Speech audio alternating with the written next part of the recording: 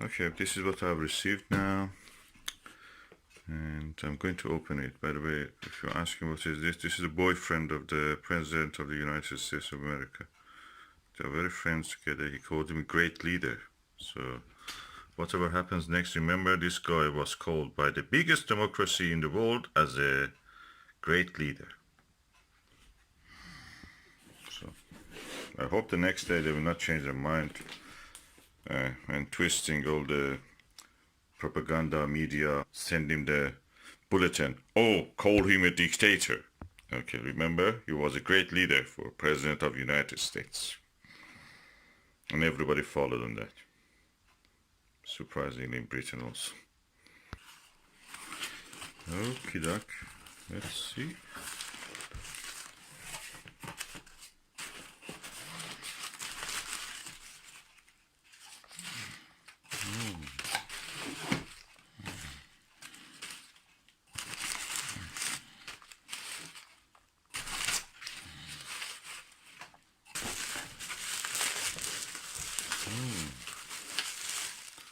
What is this?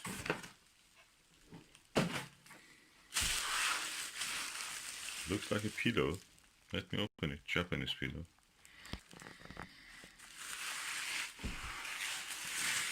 Rolling, rolling, rolling, rolling, rolling, rolling, rolling. Oh, another.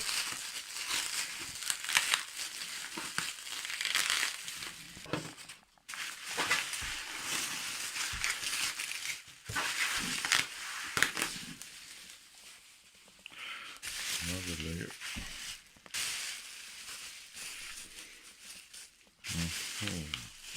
Let me see. Oh, and what we have here is a Canon lens. This is a zoom lens, 75 to 300 millimeter. I wanted to use it for taking pictures of the wide-angle pictures of the sky without using the telescope. So hopefully this will make it possible.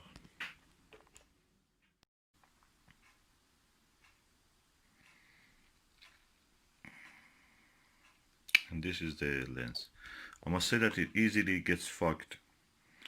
The fog forms on the lens in here and back.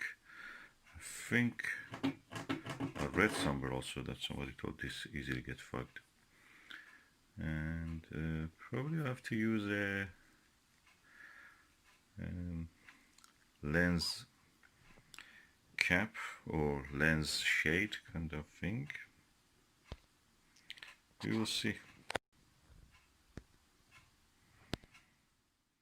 That is the way that the lens looks when it is extended. It extends from 75 equal to 75 millimeter to 300 millimeter in the normal old style films, as they say.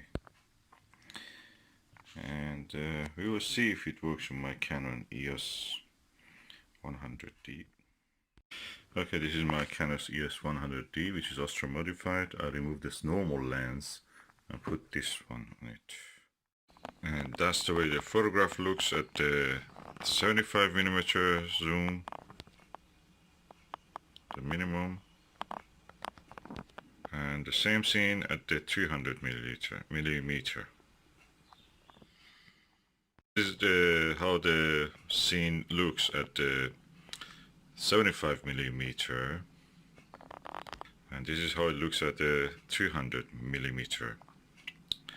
As you can see, it is now using flash. It put it on automatic and it went on the flash, so you see a little bit exaggerated colors. And of course this is a astromodified camera, as the label suggests. So the infrared filter is removed. Of course this is the same scene with the flash disabled.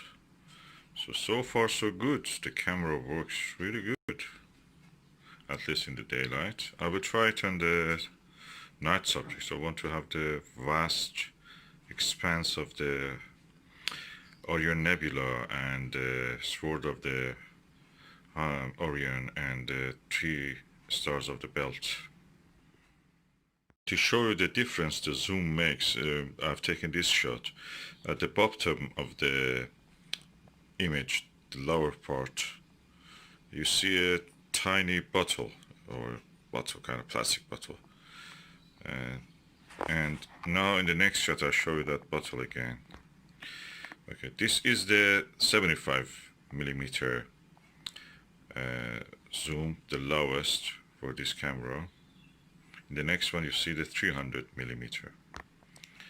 As you can see, I've zoomed on 300mm on the bottle, and you can see the bottle is a bottle of milk bottle, and brambles and privet, the plant that anyway the silkworm likes to eat, and it's evergreen. And you see that the zoom, I go back again to show you, the bottle is at the lower part, and I go now to the back to the zoom. That is 300. You can see that. I've changed the lens to a 24mm. It's relatively wide angle lens. It's not a original. It's a Sigma. It's not original, so I have to use a Canon adapter to attach it, T adapter, and it doesn't work with the autofocus. So I'm just going to take a picture, focus it, and show you. This is a wide angle. Can you see the bottle? It's near the junction of the grass and the soil and the trees. I will try to zoom in it by digitally zooming. Okay, it is there. You can see it there. Blue cap with the thing.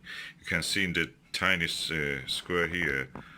The tiny square in the middle of that biggest square is the amount of the zoom that it shows, the amount of the area that I've zoomed in, and the bigger grayish square rectangle shows that how much wide was the original picture. I'll go back again, let you see. So that is the original picture again with the 24mm lens.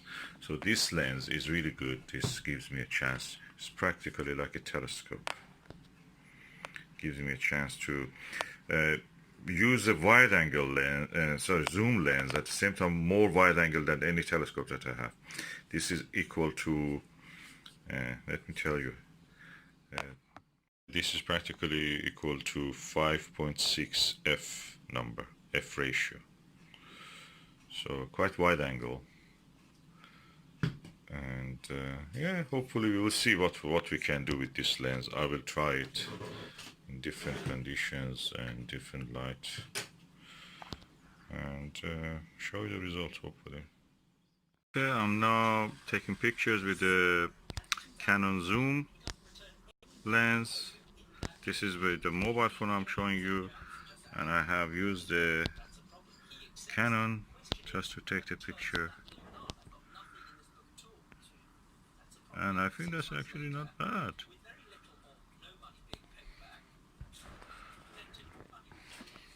So this is the moon that I have now in the viewfinder. I'm going to press the button.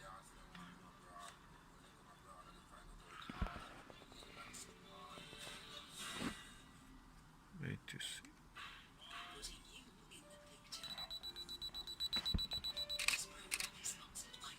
Okay, that picture. You can zoom now into it. Okay, this one is a bit overexposed, I can see.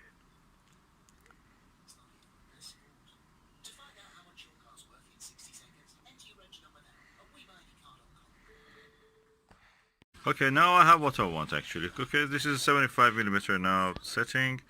I can get a very wide angle view. It's good for deep sky objects like the nebulas, Orion Nebula, Belt of Orion, the Barnard Loop, and such things. So I'm really happy with this. I will use the lens for this. If it is clear tonight, probably take some photos. As you can see, I have brought down the aperture setting to 5.6, the f ratio, and I could actually record the Earthshine. And you see the branches of trees, of course, in the shadow dark area. and ISO is 400.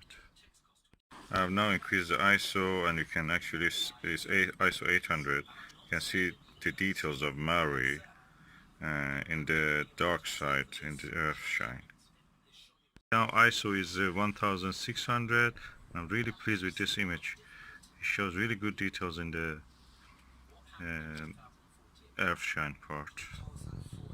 These are the areas that the Earth is shining on the moon and giving it a lovely glow.